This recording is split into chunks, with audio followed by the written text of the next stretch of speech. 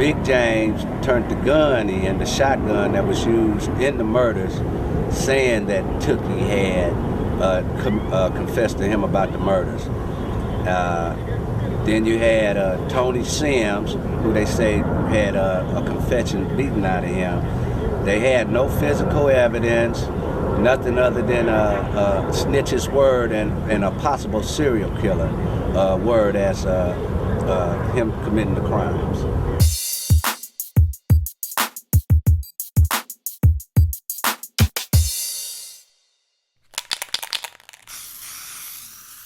Now, James Garrett was known to have already his own criminal background, his own criminal past. Why did the state rely so much on a guy who was responsible for his own crimes in the conviction of Stanley Tookie Williams? Well, I think what it was, like I said, he was working with law enforcement because in 1977, Big Five in Inglewood had been robbed. And they just had built the Fox Hill Mall, and they had a hotel over there.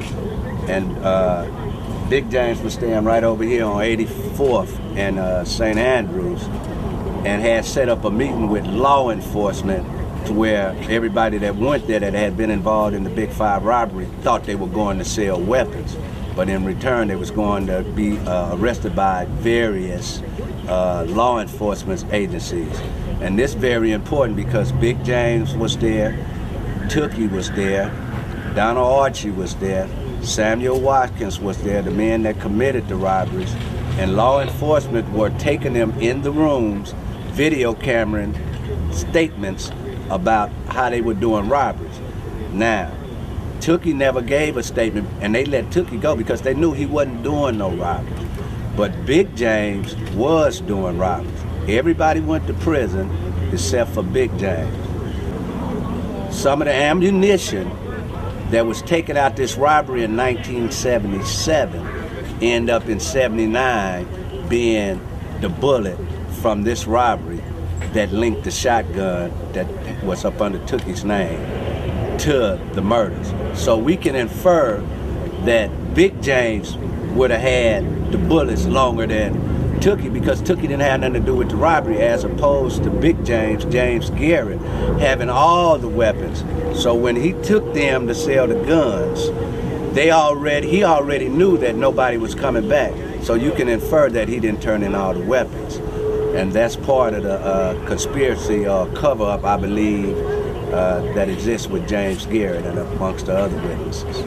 Why did Tookie buy that shotgun in the first place? Well, Tookie was running a boys' home in right behind Centennial High, and he had got shot. And he went and they shot up the boys' home that he was running, and he went and bought the shotgun to protect the kids in that halfway house, juvenile halfway house in Compton. When the police arrested Tookie, they went to James Garrett's house and they found the shotgun under his bed.